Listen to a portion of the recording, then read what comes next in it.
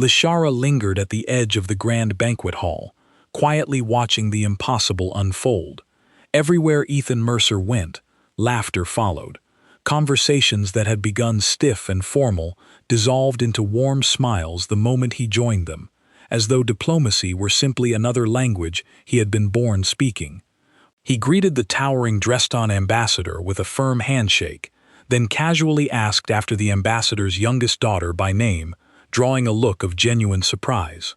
Moments later, he turned to the Slith delegation and offered the precise ceremonial bow reserved for honored guests, hand over his chest instead of his forehead, perfectly avoiding a gesture that would have been a grave insult.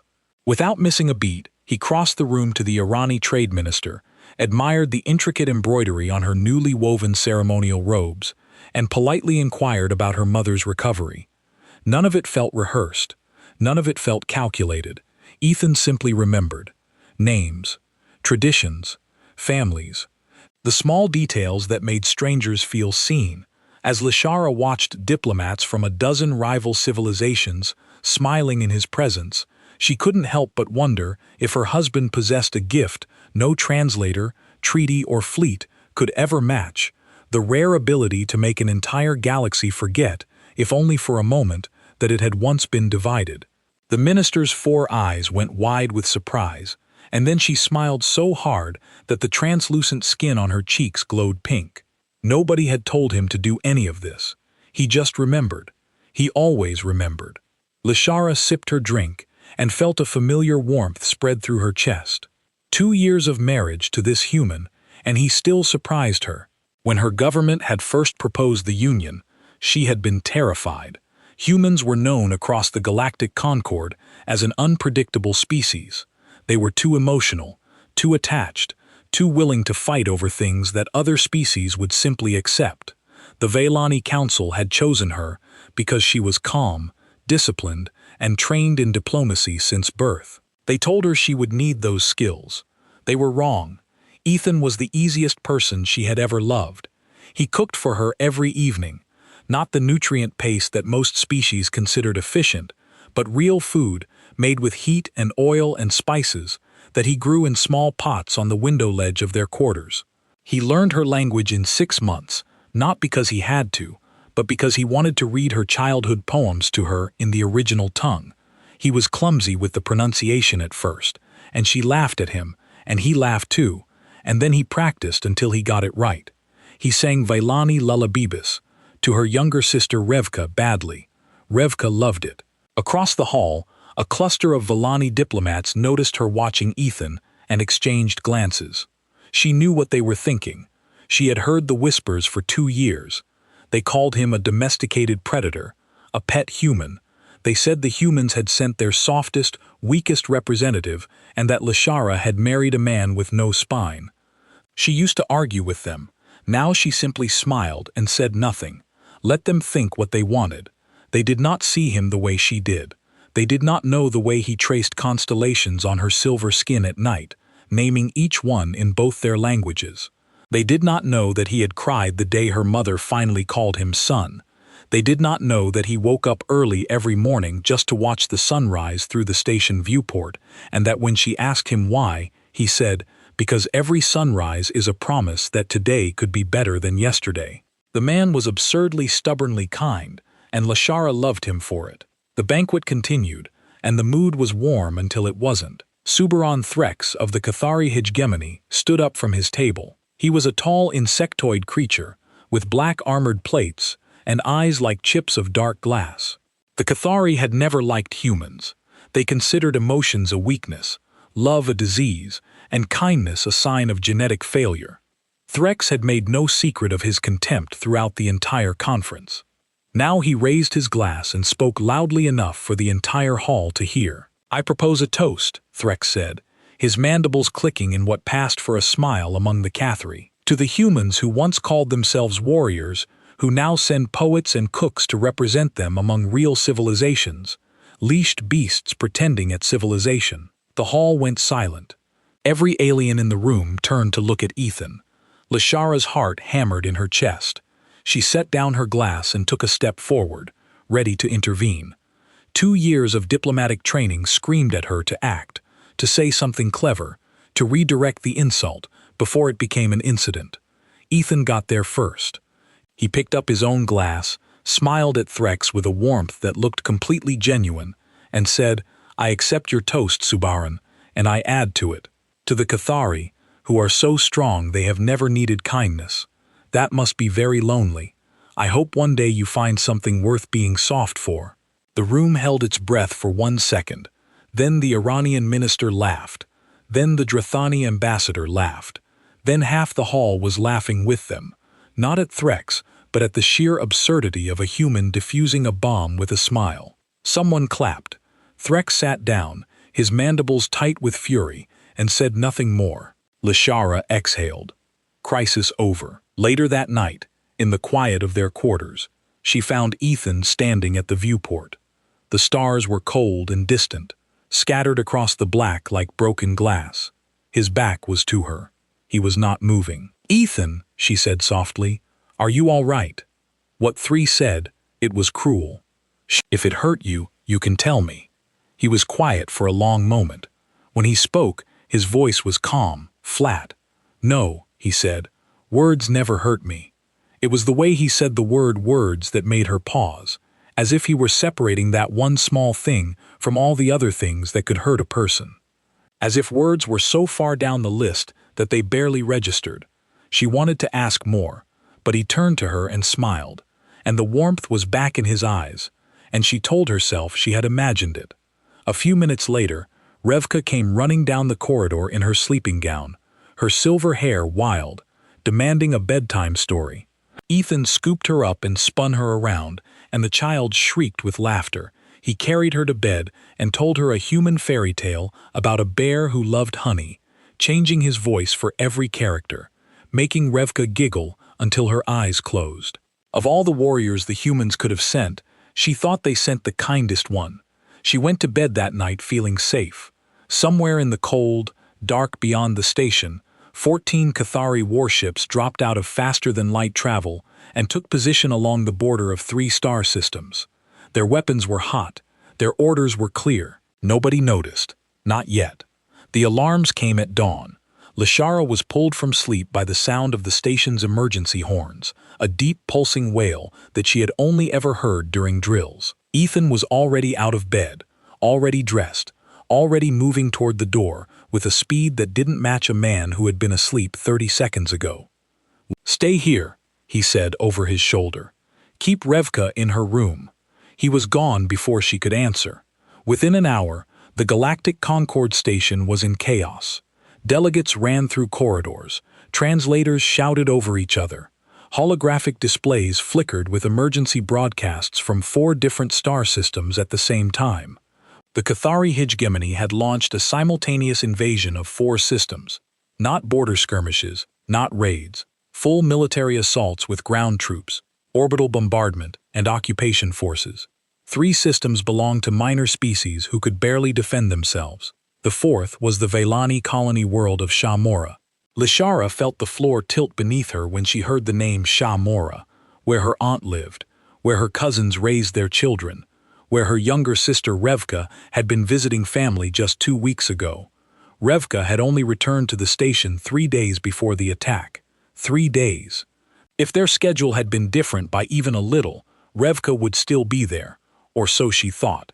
Ethan found her in the communication center, gripping the edge of a console, her silver skin pale. He put his arms around her and held her tightly.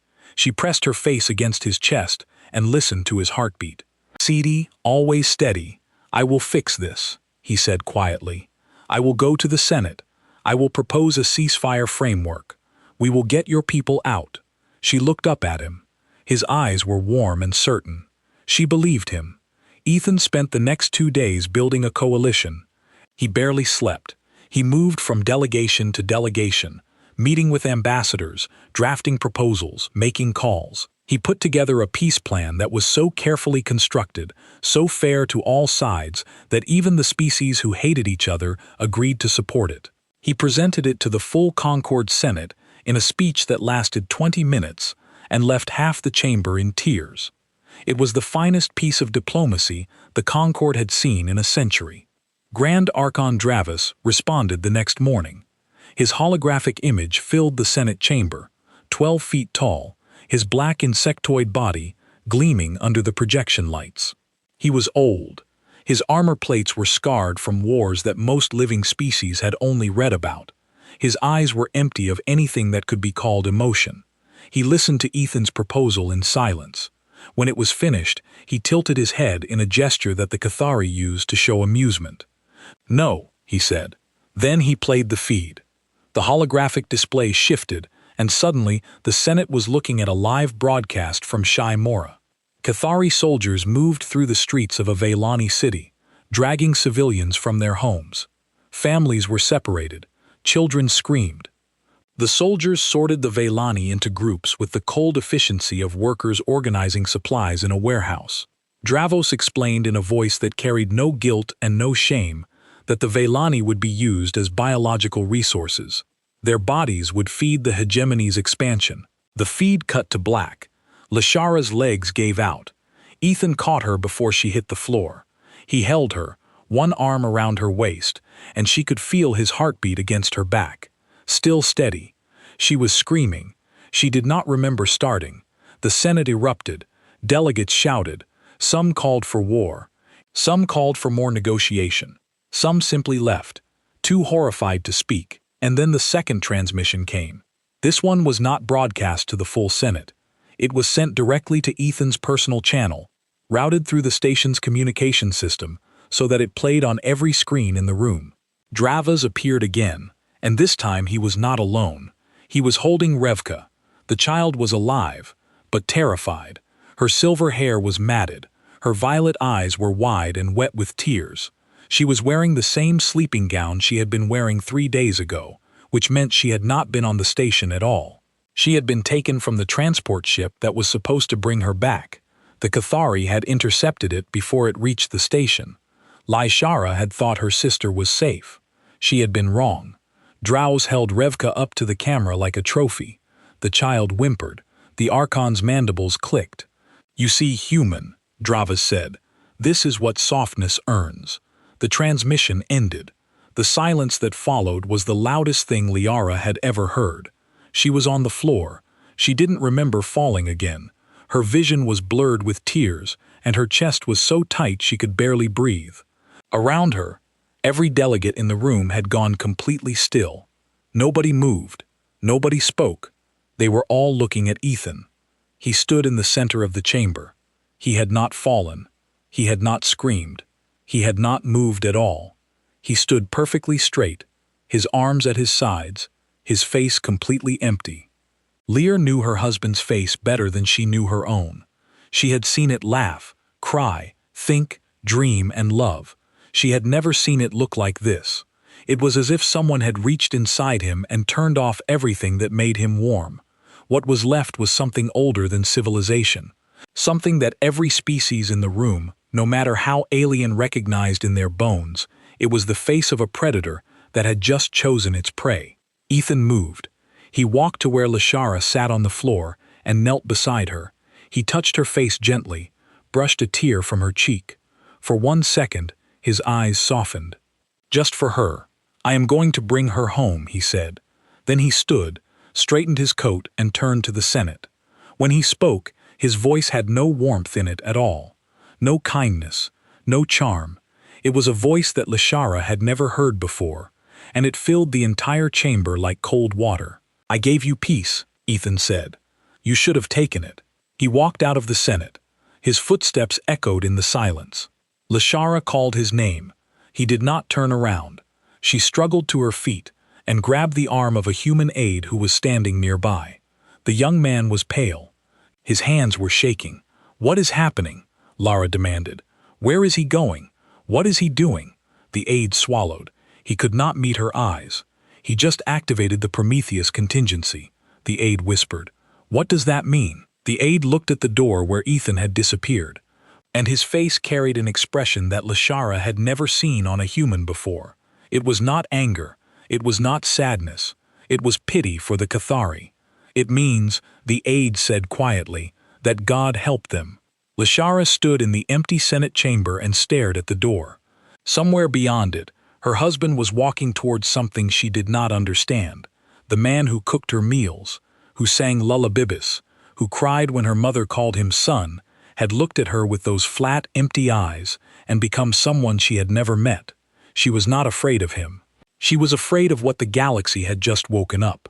12 hours after Ethan Mercer walked out of the Concord Senate, the galaxy learned something it had never wanted to know about humanity. The first reports came from deep space monitoring stations at the edge of explored territory. A Destiny sensor outpost near the Vallon Nebula detected a massive energy signature appearing out of nowhere. Then another, then another. Within minutes, similar reports flooded in from every corner of the galaxy. Something was emerging from places where nothing was supposed to exist. From inside gas giants, from hollowed-out asteroids in dead systems, from the dark spaces between stars where no species had ever thought to look. Ships, human ships, hundreds of them. They were warships, and they were enormous. Each one was matte black, carrying no flags, no identification codes, and no names visible on their hulls. They ran completely silent. Their weapon systems were unlike anything in any known database. The galactic community had always believed that humanity's fleet was modest, perhaps 200 ships spread across their territory.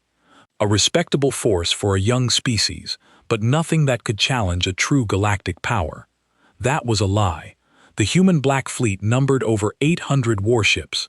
They had been built in secret over 60 years, hidden in places no one would ever search, maintained by crews who officially did not exist. The ships themselves were classified at a level so high that most of Earth's own government didn't know about them. They were the product of a single terrible question that humanity had asked itself after the first contact wars nearly wiped them out 2 centuries ago. The question was simple. If it happens again, how do we make sure we survive? The answer was the Prometheus contingency. On the station, Lysara sat in the intelligence center and read the files that Human Military Command had just declassified. Her hands were trembling. The words on the screen blurred and reformed as her eyes filled with tears. She refused to let fall. The Prometheus contingency was not just a fleet. It was a complete war doctrine, a plan designed for one purpose: total, overwhelming, disproportionate response. It was built on a principle that the document's authors had written in plain language. If any species ever threatens what we love, the response must be so complete, so devastating, and so precise that no species in the galaxy will ever consider doing it again. And the man authorized to activate it, the single human being who held the key to the entire system, was designated Prometheus I. His name was Ethan Mercer. Lysara stared at the screen. She read the words 3 times. She had been married to this man for 2 years. She had slept beside him, eaten his cooking, watched him cry at sad stories, laughed at his terrible jokes, and held his hand under alien skies. And the entire time he had been carrying this inside him like a second heartbeat. She kept reading. The files contained his military record, the real one, not the polished version that the diplomatic corps had shown her before the wedding. Captain Ethan Mercer had served in the human Navy for 15 years. He had been decorated 9 times. He had been involved in 32 combat engagements. And then there was the siege of Cathari Prime. The siege had lasted 3 years. A hostile species called the Rathani had blockaded the Cathari homeworld, slowly starving its population. Every attempt to break the blockade had failed. 3 allied fleets had tried and been destroyed. The Galactic Concord was preparing to ride off the Cathari as lost. Then they sent Ethan Mercer. He arrived with 12 ships. 12. The Rathani had 400. The galaxy expected him to negotiate or retreat or die. He did none of those things. In 11 minutes, Mercer executed a series of micro-jumps that placed his 12 ships inside the Rathani formation. Not in front of it, not around it, inside it, scattered through the fleet like needles in a body, and then every ship fired in every direction at once. The Rathani fleet lost 14,000 soldiers in 11 minutes. Mercer lost 0. The blockade collapsed. The Cathari were saved. The tactic was so brutal, so creative, and so terrifyingly effective that the Concorde classified the entire engagement. They buried it. They didn't want the galaxy to know what one human with 12 ships could do when he stopped being polite. And then they made him a diplomat. They dressed the wolf in soft clothes and sent him to shake hands. Lashara closed the file. She sat in the empty intelligence center and breathed. Her mind was spinning, trying to fit the man she loved into the shape of the man she was reading about. She kept looking for the contradiction, the place where the gentle husband and the military genius could not coexist. She couldn't find it, because there was no contradiction. Ethan was kind. That was true.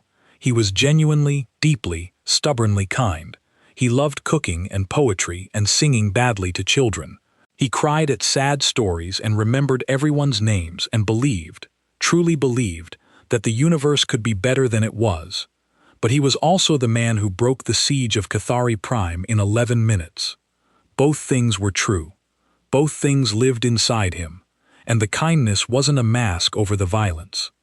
The kindness was a choice he made every single day, knowing exactly what he was capable of, knowing the full weight of what lived inside him, and choosing softness anyway. That was what made him terrifying. Not the warships, not the tactics. The fact that his gentleness was not weakness, it was discipline. And the galaxy had just watched that discipline break.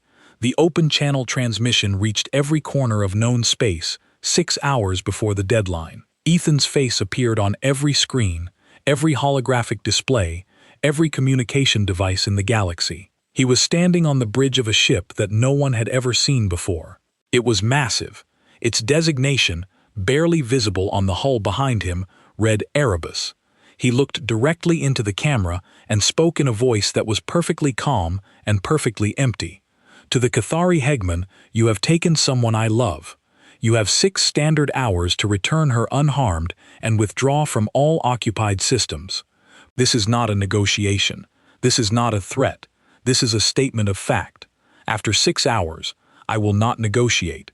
I will not accept surrender. I will not stop. He paused. The galaxy held its breath. You have made a mistake, Ethan said. You looked at my kindness and thought it meant I was harmless. I am going to teach you the difference. I am going to teach the stars what humans do when you touch our families. You have 6 hours. Use them wisely. The transmission ended. The Concorde Senate scrambled to intervene. Ambassadors sent desperate messages to both sides. Mediators volunteered. Emergency sessions were called. Grand Archon Dravos watched the transmission in his command center aboard the Cathari flagship. He played it twice. Then he turned to his admirals and made a sound that in the Cathar language was the closest thing to laughter. He has 800 ships, Dravos said. We have 4,000. Let the human come. The 6 hours passed. The Cathari did not withdraw. They did not return Revka. They did not respond at all. On the bridge of the Erebus, surrounded by a fleet that the galaxy had never known existed, Ethan Mercer stood in silence. The countdown on the main display reached 0. Every officer on the bridge watched him. The air was so still it felt like the ship itself was holding its breath. Ethan looked at the star map. Somewhere on that map, in a cell on an occupied world, a small girl with silver hair was waiting for him. She called him Brother Star. She trusted him to come. He spoke one word, begin. 800 warships moved as one, and the stars trembled. The first 60 seconds changed the galaxy forever. At exactly the moment the deadline expired, the human Black Fleet executed a maneuver that would later be studied in every military academy across known space. 800 warships performed simultaneous micro-jumps into 11 different key-controlled star systems. Not sequential, not staggered, simultaneous. Every ship arrived at its target at the exact same second, as if the entire fleet shared a single mind. In those first 60 seconds, every Cathari orbital defense platform across all 11 systems went dark. Not destroyed, disabled. Surgical strikes hit their power cores and communication arrays with a precision that should have been impossible at faster-than-light speeds. The platforms drifted in orbit, intact, but blind and silent. Ethan didn't want wreckage. He wanted them to watch what came next. On the Concorde station, Lear stood in the observation center with dozens of alien delegates, all of them staring at the holographic tactical display. The display showed the entire Cathari war zone, and it was lit up like a dying star. Blue dots marked human ships. Red dots marked Cathari forces. There were so many blue dots. The Drethani ambassador, a veteran of 3 wars, watched the display with his mouth open. He had not spoken in 10 minutes. The Irani trade minister was weeping silently. The Slith delegate had pressed all 4 of its hands against the viewing glass as if trying to push the images away. None of them had ever seen anything like this. Grand Archon Dravis commanded the largest standing military in the galaxy. 4,000 warships bred and built for conquest over centuries. He ordered his fleet to intercept the humans with the confidence of a predator that had never met anything it couldn't kill. His confidence lasted approximately 4 minutes. The Cathari fleet moved in standard attack formations, the same formations that had crushed a dozen species before humanity had even learned to build fire. They were fast, disciplined, and overwhelming in number. 5 Cathari ships for every human one. It didn't matter. The human ships didn't fight like anything the Cathari had ever encountered. They didn't hold formations. They didn't advance in lines. They moved like water, like wind, like something alive. Every time the Cathari locked weapons on a human ship, the ship was already gone, already somewhere else, already firing from an angle that shouldn't have been possible. The human fleet flowed around the Cathari formations and struck from blind spots that the Cathari didn't even know they had. Behind every human ship was an artificial intelligence running on quantum cores that had been secretly learning and evolving for decades. These systems processed battlefield data in real time, predicting Cathari movements before the Cathari commanders even gave the orders. It was not a battle between equals. It was a game of chess where one side could see the entire board and the other side didn't know they were playing. The Cathari began to lose ships, not in 1s and 2s, in dozens. Their formations broke apart. Their communications became desperate. Commanders screamed orders that were obsolete before the words left their mouths. And through it all, the human Black Fleet moved in perfect silence. No battle cries, no taunting transmissions, no emotion at all, just cold, absolute efficiency. The silence was worse than any war cry. It said, "This is not rage. This is something deeper than rage. This is what happens when you cross a line that should never have been crossed." On the occupied world of Shah Mora, the ground war was even more terrifying. Human Special Forces, a unit designated only as the Hades Division, dropped from orbit in matte black pods that carried no heat signature and made no sound. They landed in the middle of the Cathari occupation zone and began to move through the city like ghosts. The Cathari ground troops were elite soldiers, heavily armored, trained since birth for combat. The humans moved through them as if they weren't there. Every engagement lasted seconds. Every shot was precise. The Hades operatives didn't waste a single bullet. They didn't shout. They didn't hesitate. They cleared building after building, block after block, freeing Velani prisoners and neutralizing Cathari soldiers with a mechanical precision that made the insectoid warriors, creatures who felt no fear, feel something very close to it. In a holding cell beneath a Cathari command post, a small Vayani girl with silver hair sat in the corner with her arms wrapped around her knees. She had been crying, but she had stopped hours ago. She had no tears left. She was cold and hungry, and she wanted her sister, and she wanted Brother Star. The wall of her cell exploded inward. A figure in black armor stepped through the dust. He was enormous by Velani standards, broad-shouldered and steady. He scanned the room, weapon raised, and then he saw her. He knelt down.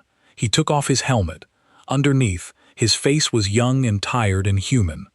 He smiled at her. "Hey there, little one," he said. "Your brother sent us." Revka's eyes went wide. She reached for him, and he picked her up gently, wrapping her in a thermal blanket, and carried her out. In orbit above Shiomora, the Cathari defense fleet had ceased to exist. The human Black Fleet hung in perfect formation above the planet, silent and dark like a crown of iron. But the true demonstration was yet to come. Ethan Mercer stood on the bridge of the Erebus and watched the tactical display. Reports flowed in from every theater. Cathari resistance was collapsing across all 11 systems. The ground team on Shell Mora had confirmed Revka's extraction. She was alive. She was safe. It was over. But Ethan didn't stop. He gave one more order. The Erebus and a formation of heavy warships jumped to the Cathar home system, the heart of the hegemony, the place where Dravos ruled from a throne built on the bones of conquered species. The Cathari home system had 3 suns. They were ancient, stable stars that had burned for billions of years. Around them orbited the Cathari homeworld and its 12 colony moons. 18 billion Cathari lived in this system. It was everything they had, everything they were. Ethan targeted the 3 suns, not to destroy them. The weapons he used were gravitational pulse emitters, devices that could reach into the heart of a star and shake its corona like a hand shaking a snow globe. The pulses hit all 3 suns simultaneously. The stars screamed. That was what it looked like. The coronas of all 3 suns erupted at once, sending massive flares of light and energy cascading outward in waves. The skies of every Cathari world turned white. Day became blinding. Night became day. The flares were not lethal. They would not kill anyone. They would not even damage the planets. But for 20 minutes, every Cathari in their home system looked up at their suns and watched them convulse, as if something had grabbed them and squeezed. The message was clear, brutally, terrifyingly clear. We could have killed your stars. We could have burned your worlds. We could have ended your entire species in a single afternoon. We chose not to. This time on his flagship, Dravos watched his empire's suns with. He had lived for 300 years. He had conquered 18 species. He had never known fear. He knew it now. He opened a communication channel to the Erebus. Ethan's face appeared on the screen. It was still calm, still empty, still carrying that terrible patience that was worse than any fury. Dravos looked at this human, this small, soft, emotional creature who sang lullabies and cooked meals and cried at sad stories. And he understood, finally, what he was looking at. He was looking at the most dangerous thing the galaxy had ever produced, not because of the fleet, not because of the weapons, but because this man had chosen to be kind, and the universe had punished him for it. And now the universe was learning what happened when a good man stopped being gentle. Dravos spoke. The word he used had no equivalent in the Cathari language. His species had never needed it. He had to borrow it from the Vayani. Mercy. Ethan stared at the screen for a long time.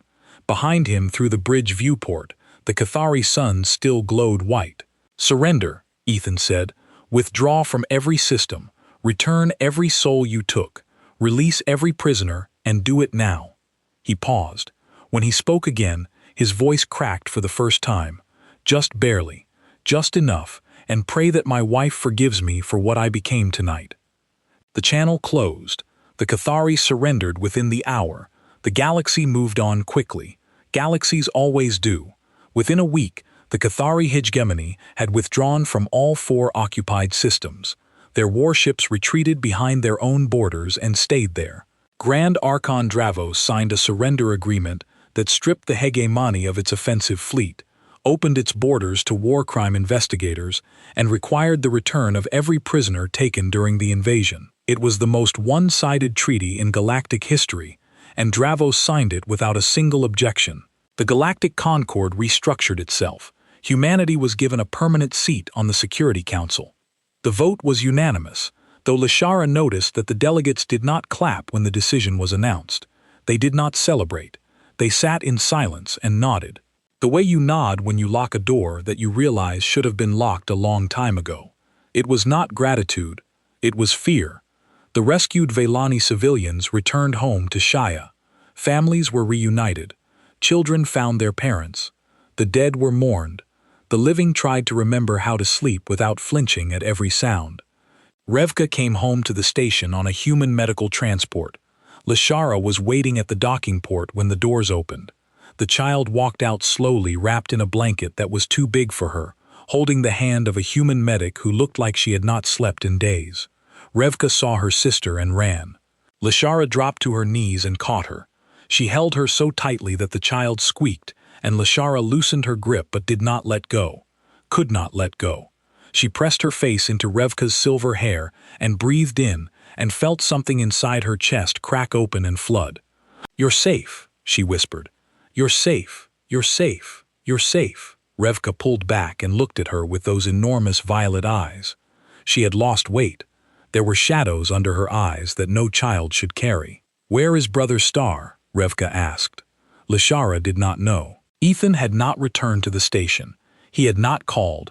He had not sent a message. After the Cathari surrender, the Erebus and the Black Fleet had simply vanished from every sensor in the galaxy, disappearing back into the hidden places they had come from, as silently as they had arrived. Official channels told her that Captain Mercer was debriefing. Unofficial channels told her nothing at all. She waited. 1 day, 2 days, 5. On the 7th day, a small transport shuttle docked at the station without announcement. No escort, no ceremony. Ethan walked off it alone, wearing civilian clothes. He carried no bags. He looked thinner. His eyes were different. He walked through the corridors toward their quarters. People moved out of his way, not because they were afraid of him, because they could see something on his face that demanded silence. The way you stay quiet, near someone who was grieving. Lashara was in the communication center when an aide told her he was back. She ran. She ran through the corridors of the station with none of the grace or composure that her diplomatic training demanded. And she did not care. She found the door to their quarters closed. She opened it. The room was dark. Every light was off. The viewport shutters were sealed. Ethan was sitting on the floor with his back against the wall, his knees drawn up, his hands hanging between them. He was trembling. Lara stood in the doorway and looked at him. This was her husband. The man who cooked her meals and remembered everyone's names. The man who sang lullabies. The man who had shaken the stars. He looked broken. She walked to him slowly. She lowered herself to the floor beside him. She did not speak. She just sat there close enough to touch and waited. The silence lasted a long time. "I promised myself," Ethan said. His voice was thin. "After Cathari Prime, I stood on that bridge and looked at what I had done, and I promised myself I would never be that man again. I would be better. I would prove that humans could be more than what the galaxy thinks we are." He swallowed. "I built a whole life on that promise. Everything I did, the diplomacy, the cooking, the languages, all of it. I was trying to be the man who didn't need to burn things down, the man who could fix the universe, with patience and kindness and enough time." His hands clenched, and they took her. They took that little girl, and they held her up like a trophy, and every single piece of it fell apart. Every wall I built, every choice I made, gone. In 1 second, he looked at his hands. The same hands that braided Revka's hair. The same hands that had just commanded a fleet that brought an empire to its knees. "I didn't even hesitate," he whispered. "That's the part that scares me. I didn't think about it. I didn't struggle. The moment I saw her on that screen, the kind man just disappeared, and the other one was right there waiting like he'd never left." Lashara reached over and took his trembling hands in hers. She held them gently. She could feel the tension in every muscle, the way he was shaking from something that had nothing to do with cold. "You brought her home," Liara said. "I almost killed 3 sons, but you didn't. I wanted to." She squeezed his hands. "But you didn't." He closed his eyes. A tear ran down his face. Then another. Ethan Mercer, Prometheus I, the man who had made the most powerful empire in the galaxy, say a word it had never spoken before, sat on the floor of his quarters and cried. Lashara held his hands and let him. She understood now. She understood everything. His kindness had never been softness. It had never been the absence of violence. It was the presence of something much harder.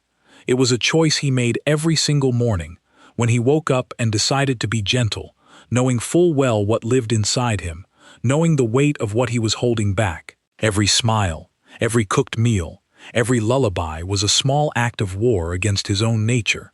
And he had fought that war for years alone, without telling anyone, because he wanted to be better, because he believed he could be. And when the universe had torn that choice away from him, the cost of going back was this trembling, this grief. Not for the Cathari, for the version of himself that he was afraid he had lost forever. The door opened softly. Revka stood there in her sleeping gown, her silver hair brushed, her eyes still carrying those shadows. She looked at Ethan on the floor. She looked at his tears. She did not hesitate. She walked over, climbed into his lap, and pressed her small silver forehead against his. It was a Valani gesture, the most intimate one, the one reserved for the people you trust with your life. "You came for me," she said quietly. "I knew you would." Ethan broke completely. He wrapped his arms around the child and held her. And the sound that came out of him was not the controlled voice of a diplomat or the cold command of a fleet admiral. It was the raw, shaking cry of a man who had gone to war against the galaxy for a little girl who called him Brother Star and who was only now realizing what it had cost him. Lashara wrapped her arms around them both and held them in the dark. They stayed like that for a long time. Months passed. The galaxy settled into an uneasy peace. The Cathari hegemony, humbled and stripped of its power, began the slow process of learning to exist without conquest. Other species watched humanity with new eyes. The jokes about soft, emotional humans stopped. A new saying spread among alien cultures, repeated in bars and council chambers, and whispered in the spaces between stars. A human's love is the most dangerous force in the universe. Not because of what they will do for you, but because of what they will do to anyone who takes you away. Lashara began writing. She sat at her desk each night after Revka was asleep and recorded her thoughts in a personal log. She did not know that this document would one day become the most widely read text in galactic history. She did not write it for history. She wrote it because she needed to understand. On the last page, she wrote this: "I thought my husband was kind. I was right, but I did not understand what that meant. I thought kindness was the absence of violence. It is not. Kindness in a human is the choice to hold back an ocean. Every day, every hour, without anyone knowing the water is even there. And when the dam breaks, when something precious is threatened, stars themselves should tremble. I love him not in spite of what he is, but because of the war. He fights every morning to be gentle. He is the most terrifying thing in the universe. He is the most beautiful." She closed the log. In the other room, Ethan was standing at the viewport. The shutters were open again. Starlight fell across his face. Lashara came up beside him, and he turned to look at her. He smiled. Not the diplomat's smile, not the charming performance he gave to crowded rooms. This one was small and tired and real. It was the smile of a man who was still putting himself back together, one piece at a time, and who knew it would take a long time, and who had decided to try anyway. She took his hand, he held it. They stood together and watched the stars. The same stars that had burned white with his wrath now shone quietly in the dark, steady and ancient and unchanged. But they remembered. The stars always